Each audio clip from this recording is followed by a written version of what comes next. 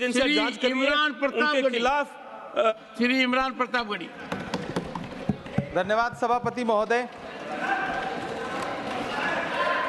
आपने मुझे आम बजट पर बोलने का मौका दिया। इमरान प्रतापगढ़ी। धन्यवाद सभापति महोदय। 83 मिनट 71 बार थपथपाई गई मेज, 14,417 शब्दों का बजट भाषण और उस बजट में अपने लिए राहत तलाशती मिडिल क्लास की हैरतजदा आंखें। सभापति महोदय, मेरे हाथों में जो दस्तावेज है दरअसल ये देश के किसानों, गरीबों, मजदूरों की उम्मीदों का स्मारक है। ऐसा लग रहा है जैसे वित्त मंत्री महोदया ने बजट नहीं तैयार किया है बल्कि प्रधानमंत्री जी की मन की बात का संकलन तैयार किया है।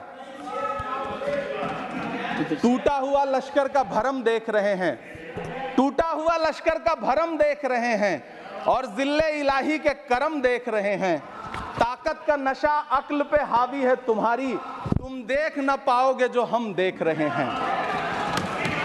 वित्त मंत्री महोदया ने इस बजट में महंगाई पर सिर्फ 10 शब्द बोला है। जिस देश में टमाटर 100 रुपए किलो बिक रहा हो। सभापति महोदय, मेरा टाइम पॉज करें और बार बार इंटरप्ट करने को या तो मना करें। हाँ बोले, कृपया बोले। सभापति महोदय, वित्त मंत्री महोदया ने इस बजट में महंगाई पर सिर्फ 10 शब्द बोले हैं। जिस देश में टमाटर 100 रुपए किलो बिक रहा हो, उस देश की वित्त मंत्री के पास बजट में महंगाई पर बोलने के लिए सिर्फ 10 शब्द है। डीजल, पेट्रोल, आटा, चावल, दाल, सब्जी की महंगाई का तो कोई जिक्र ही नहीं।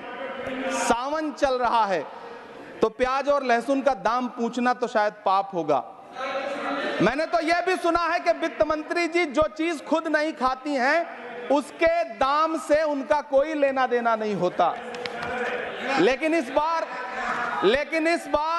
बजट पेश करने के लिए पार्लियामेंट आने से पहले वित्त मंत्री जी ने दही और चीनी खाई थी। अब तो उनसे यह पूछा जा ही सकता है कि उन्हें दही, दूध और चीनी का रेट तो इन दिनों पता ही होगा। क्या उसे सस्ता करवाएंगी या नहीं सस्ता करवाएंगी?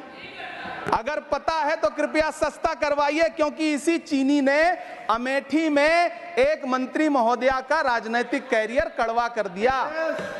सभापति महोदय, अपने शीश महलों में बैठे हुए सरकार के सांसद और मंत्री कह रहे हैं कि महंगाई कम हो रही है। संसद की कैंटीन से बाहर निकल करके एक चाय का कप खरीदिए, तब समझ में आएगा कि महंगाई कम हो रही है या बढ़ रही है। किसी एक दिन अपनी किसी मजदूर की तरह अपनी दिन भर की दिहाड़ी लेकर के बाजार जाइए और अपने बच्चों के लिए राशन खरीदिए, तब पता चलेगा कि महंगाई कम हो रही है या नहीं हो रही है। यहां बैठ करके बड़ी बड़ी बातें करना आसान है। ये चूनर धानी धानी भूल जाते, ये पुरवा की रवानी भूल जाते, जो आकर 4 दिन गांव में रहते तो सारी लंतरानी भूल जाते। सभापति महोदय, इलेक्टोरल बॉन्ड खरीदने के नाम छुपाने वाली सरकार, इलेक्टोरल बॉन्ड खरीदने वालों के नाम छुपाने वाली सरकार इन दिनों आम के ठेला लगाने वालों के नाम जानना चाहती है। मुझे तो होटलों, ढाबों या आम के ठेलों पर नेम प्लेट लगवाने वालों से पूछना है कि कभी खून की बोतल पर देखा है किसी का नाम लिखा हुआ? मुझे पूछना है कि क्या कोरोना के दौरान अपनी उखड़ती हुई सांसों के लिए ऑक्सीजन तलाशने वाले किसी इंसान ने ऑक्सीजन लाने वाले किसी इंसान से पूछा था कि ऑक्सीजन लाने वाला इंसान हिंदू है या मुसलमान है? मुझे पूछना है कि लावारिश लाशों के लिए कोरोना में कांधा देने वाले, चिताओं के लिए लकड़ियां सजाने वाले किसी इंसान से पूछा गया था उसका नाम, उसका मजहब? लेकिन इन दिनों पूछा जा रहा है। सभापति महोदय, अफसोस देश के प्रधानमंत्री जी ने कभी न टूटने वाली चुप्पी ओढ़ ली है। सभापति महोदय, जनता ने 63 सीटें कम क्या कर दी? ये सरकार तो अमृतकाल का नाम लेना ही भूल गई। ये भूल गई है अमृतकाल को, ये भूल गई है मनरेगा को, ये भूल गई है मौलाना आजाद नेशनल फेलोशिप को, ये भूल गई है मणिपुर को, ये भूल गई है महाराष्ट्र को।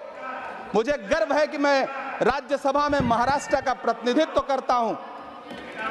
महाराष्ट्र जो देश की आर्थिक राजधानी है, जो टोटल कॉर्पोरेट टैक्स का 40%, इनकम टैक्स का 32% और जीएसटी का 20% इस देश को देता है, उस महाराष्ट्र के लिए इस बजट में एक शब्द नहीं है। आप बैठ जाए। सभापति महोदय, आखिर महाराष्ट्र से किस आप बात बैठिए, का आपका बदला समय लिया जा है, रहा आप है? कृपया बैठ जाए। महाराष्ट्र बैठ ने जाए। लोकसभा कृपया चुनाव बैठे नहीं में बोले। बाबा साहब अम्बेडकर माननीय के संविधान को बचाने के कृपया लिए बैठे नहीं वोट बोले। क्या कर दिया?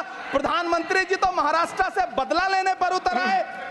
अब तो शायद उन्हें याद भी ना हो, यवतमाल का वो दाभड़ी गांव जहां 20 मार्च 2014 को वो किसानों के साथ चाय पर चर्चा करने गए थे और उनकी किस्मत बदलने के सपने दिखाए थे, उसी यवतमाल में पिछले 6 महीने में 132 किसानों ने आत्महत्या की है। सभापति महोदय, महाराष्ट्र में हर महीने 209 किसान आत्महत्या कर रहे हैं।